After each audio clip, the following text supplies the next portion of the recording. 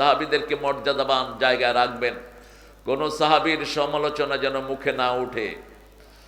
একজন সাহাবীর সমান আমল সমস্ত উম্মত মিলে করতে পারবে না, আবার সমস্ত সাহাবীরা আমল করেও রাসূলের সমান হতে পারবে না।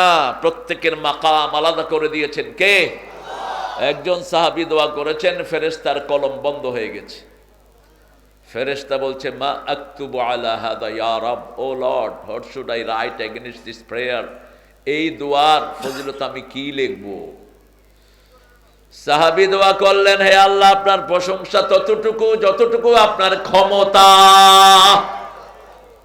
ক্ষমতা কত বড়! 41 সাল পর্যন্ত থাকার সব প্ল্যান পরিপক্ক।